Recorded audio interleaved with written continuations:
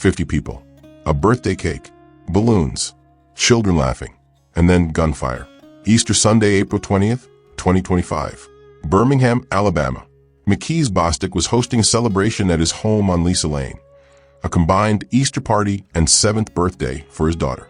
The house was full. Family, friends, kids running through the yard. The kind of day that's supposed to end with tired smiles and leftover cake. It ended with Mickese pinned between an SUV and his house, dead at 27. Pronounced at the scene at 10:21 p.m. His children were there. Some reports say they were inside the vehicle when it happened. Others say they watched from feet away. Either way, they saw their mother kill their father.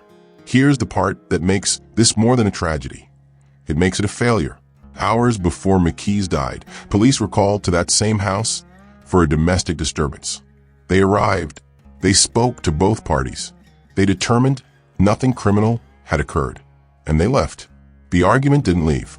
It came back, and this time brought a gun and SUV, and a room full of witnesses who couldn't stop what happened next. In this episode, we're going to talk about what this case exposes. That domestic violence doesn't care about gender.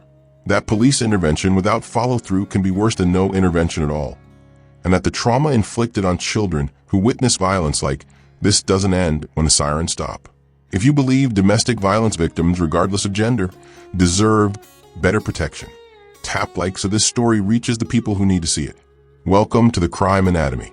We uncover the real stories behind the nation's most disturbing cases. If stories like this matter to you, consider subscribing and turning on notifications so you never miss an episode. The family just absolutely devastated over the loss of Bostic, who, as you just said, was killed when the mother of his children pinned him between a house and a car. Those family members describing him to me as a man with a big heart, a provider who worked nonstop to provide for his children. A spokesperson for Jefferson County tells me Bostic had worked with them for almost 9 years, including as an officer for juvenile court. His aunts tell me he began working with the county as soon as he graduated high school. They say the last few hours have been an absolute nightmare for them, and that they're trying to process how someone could do something so cruel. She would do him so cruelly. It's so wrong. It's not fair. It's not right, but he's a good person.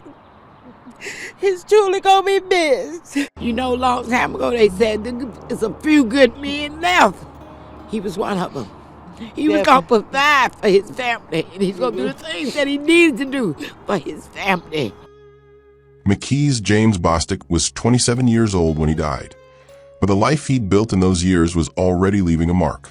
He grew up in Birmingham, Alabama, and from an early age, people noticed something about him. He had a way of making you feel seen, warm, present, the kind of person who could walk into a tense room and somehow make everyone breathe a little easier. For over 8 years, Mickese worked as a juvenile detention officer at the Jefferson County Youth Detention Center. It's not an easy job. You're working with kids who've already been written off by a lot of people. Kids who've seen too much too young. Kids who don't trust adults because adults haven't given them much reason to. Mickese didn't just show up for a paycheck. He showed up for them. His colleagues described him as more than a coworker. He was family.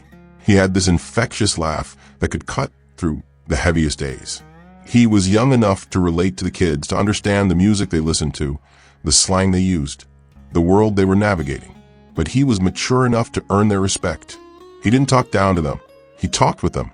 He listened. And when they needed advice or just someone to sit with them when things got hard, Mickese was there. Outside of work, Mickese was a father. He had at least 2 children, possibly 3, with Shatice Jackson. Their relationship was long-term, and by all accounts, it was complicated. There was love there. There were shared moments, shared responsibilities, shared dreams for their kids. But there was also turbulence. Arguments, disagreements that sometimes went beyond words. Friends and family knew the relationship had its rough patches. But Mickese stayed committed to his children. He was deeply involved in their lives. He hosted celebrations for them. He made sure they felt loved, supported, stable. Even when things between him and Jackson weren't. Easter Sunday, 2025 was supposed to be one of those celebrations. His daughter was turning 7. Mickese wanted to make it special.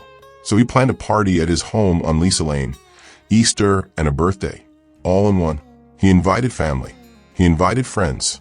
By the time the day arrived, there were about 50 people there. Kids running around, adults catching up, food on the table, laughter in the air.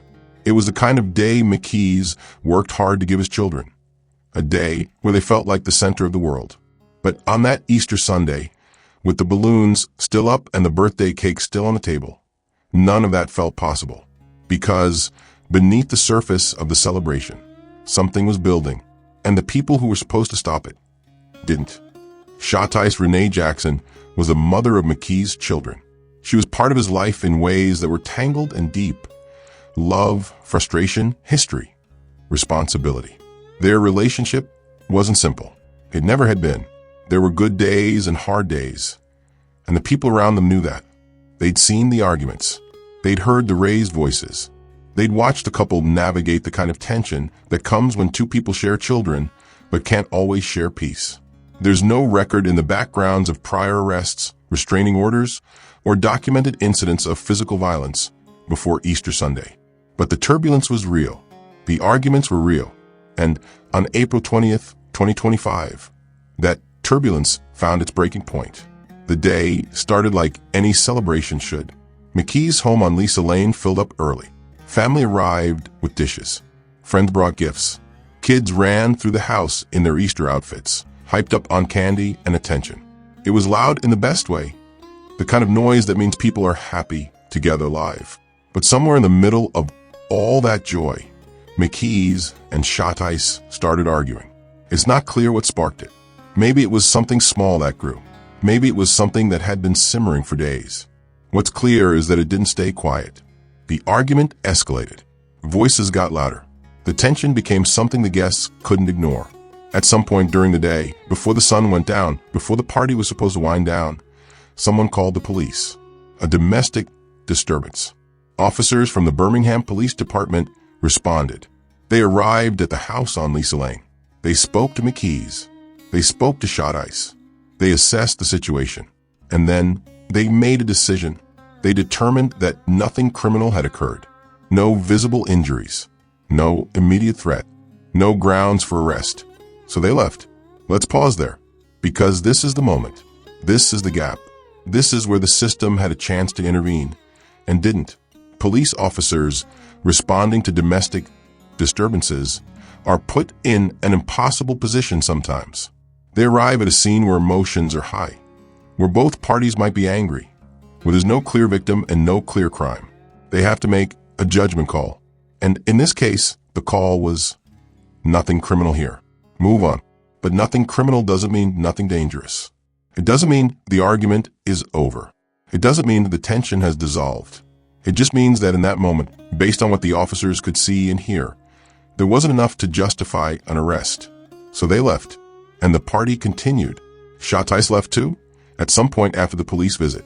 Maybe to cool off, maybe to get space, maybe because the argument had reached a point where staying felt impossible. The guests stayed. The kids kept playing. Mickese stayed. The celebration, shaken but not over, kept going. And then Shatice came back. It's not clear how much time passed between her leaving and her return. What's clear is that when she came back, the argument reignited immediately. And this time it didn't stay verbal. Witnesses, dozens of them, because, remember, there were 50 people at this party, described what happened next as chaotic and terrifying. The argument moved from tense to explosive. Shatice allegedly retrieved a firearm, and then inside the house with children present, with family and friends feet away, she discharged it. It's unclear from the reports whether the shots were fired into the air or aimed at someone. What's not unclear is the effect.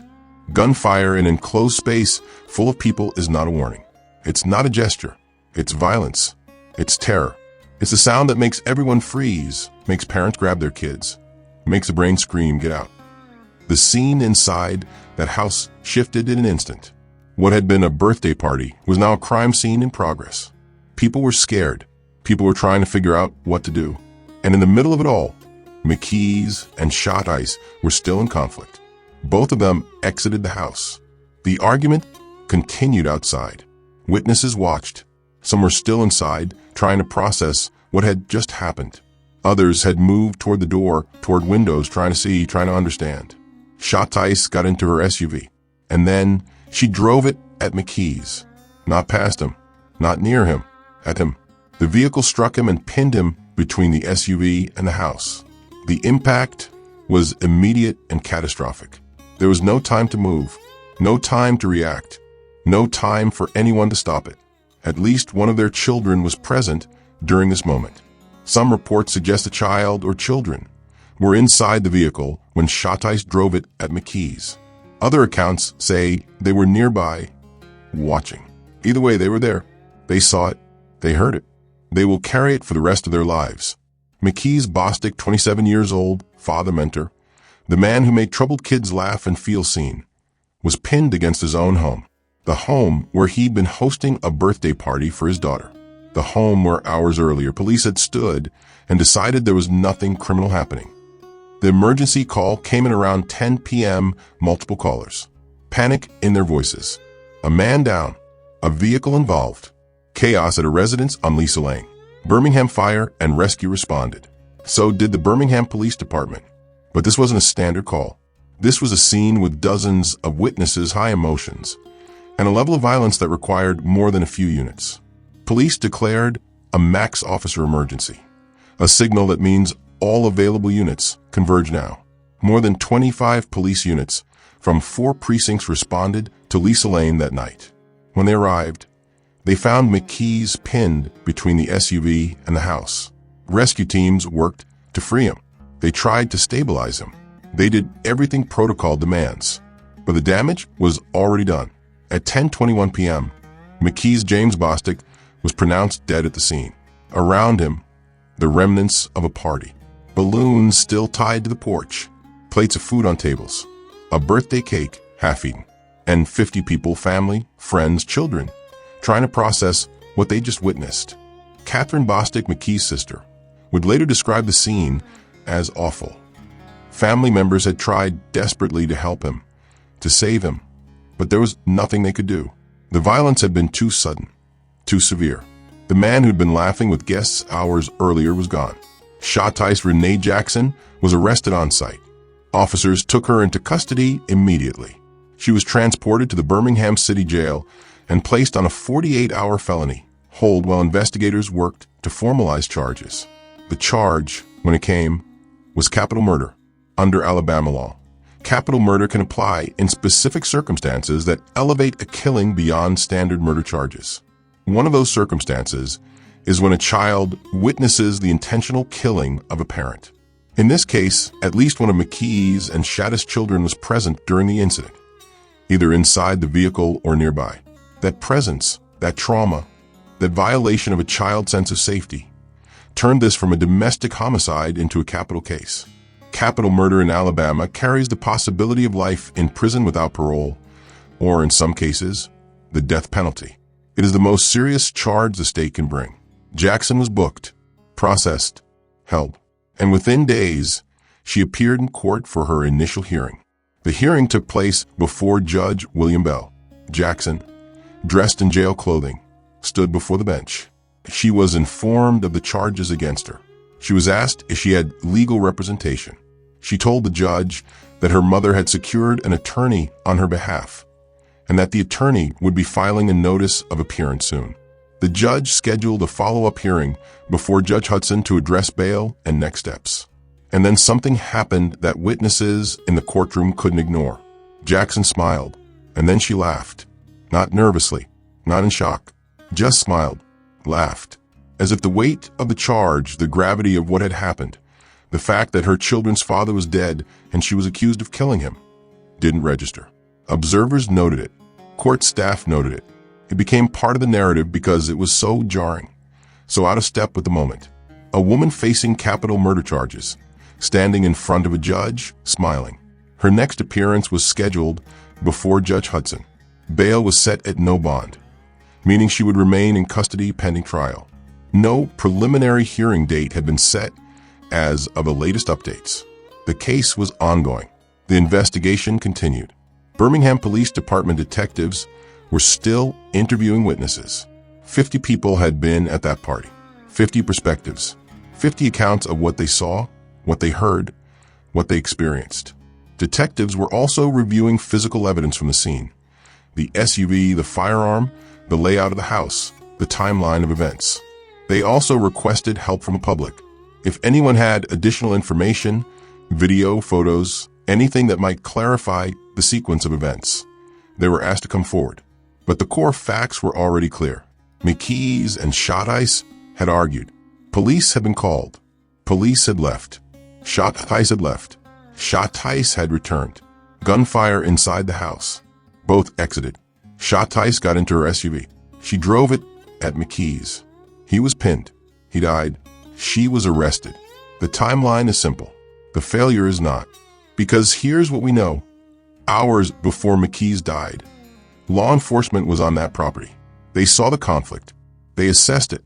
And they made a decision that there was no criminal behavior occurring, no immediate danger, no reason to stay. We're not saying the officers who responded to that first call are solely responsible for what happened later. We're not saying they could have predicted that Shatice would return with a gun, that she would fire it inside a house full of children, that she would use a vehicle as a weapon.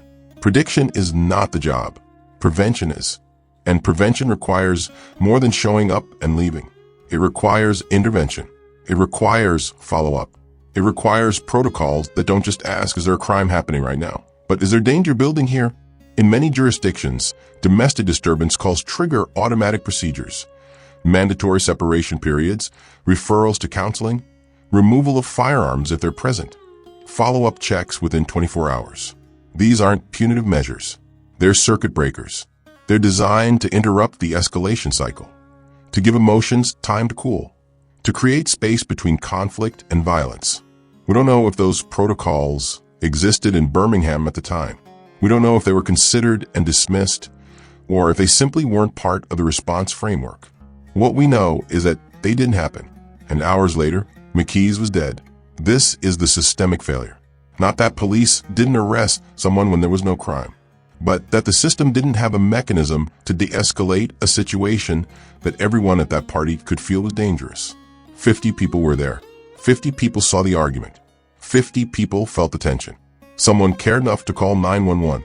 And when the police left, that tension didn't leave with them. It stayed. It grew. And it killed. The investigation into Mickese Bostic's death continued in the days and weeks following Easter Sunday. Detectives from the Birmingham Police Department worked methodically through the witness statements, the physical evidence, the timeline. They coordinated with the district attorney's office to build the case that would eventually go before a grand jury. Shatice Jackson remained in custody at the Jefferson County Jail, held without bond. Her case moved through the early stages of the legal process. Initial appearance, arraignment, discovery. Her attorney, secured by her mother, began the work of reviewing the evidence and preparing a defense. Jackson herself invoked her right to counsel during police interviews, declining to make statements without her lawyer present. That is her right. The evidence will speak in court. As of the latest updates, no preliminary hearing date had been set. The case was still in the pretrial phase, with both the prosecution and defense gathering information, filing motions, and preparing for what would likely be a lengthy legal battle. Capital murder cases in Alabama are not quick. They involve extensive investigation, expert testimony, and high stakes. If convicted, Jackson faces life in prison without the possibility of parole. But for the people who love Mickese, the legal process is only one part of the story. The other part is memory, legacy. The refusal to let his death be reduced to a case number. The Jefferson County Youth Detention Center, where Mickese had worked for over 8 years, held a memorial service in his honor. Colleagues gathered outside the facility, many of them in tears, to release balloons into the sky.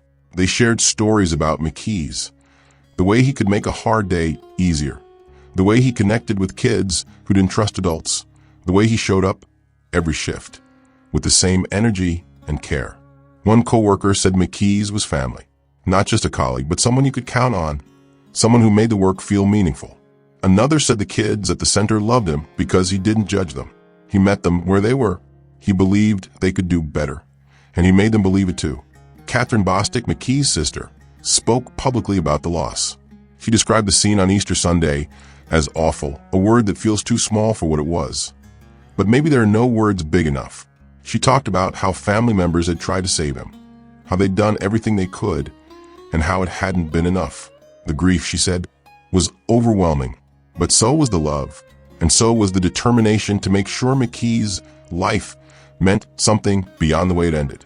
Advocacy groups used Mickese's story to push for stronger intervention protocols, better training for officers responding to domestic calls, and more resources for victims, regardless of gender. Because that's one of the most important lessons from this case. Domestic violence does not discriminate by gender. The overwhelming majority of domestic violence victims are women, and that reality must never be minimized or ignored. But men can be victims too, and when they are, they often face additional barriers, stigma, disbelief, a lack of resources designed with them in mind. Mickese and Shatice children were at that party. They were there when the argument started. They were there when the police came. They were there when their mother fired a gun inside the house. And they were there, either inside the vehicle or nearby, when their mother drove that vehicle at their father and killed him. The trauma those children experienced is not something that fades. It's not something that time alone will heal. Witnessing a parent kill another parent is a form of violence that reshapes a child's entire understanding of safety, love, and the world.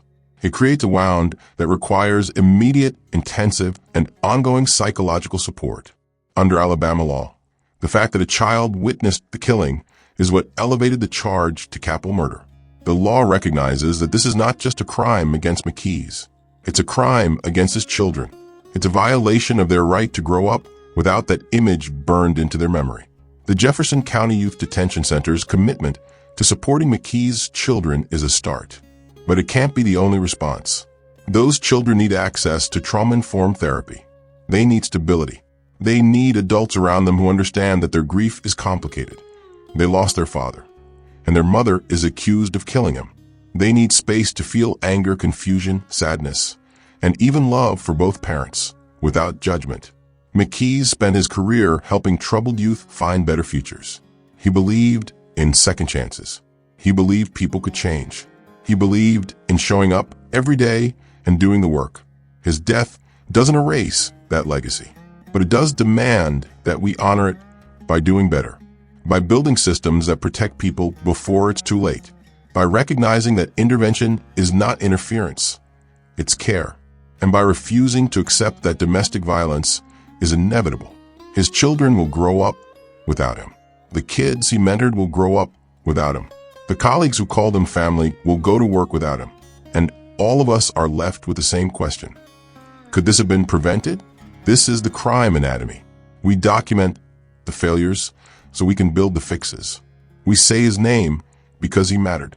We tell a story because the way he died should never become normal. If stories like this matter to you, consider subscribing and don't forget to like and share the story. Thank you for watching. Stay safe. Stay vigilant. And remember Mickese Bostic, not just for how he died, but for how he lived.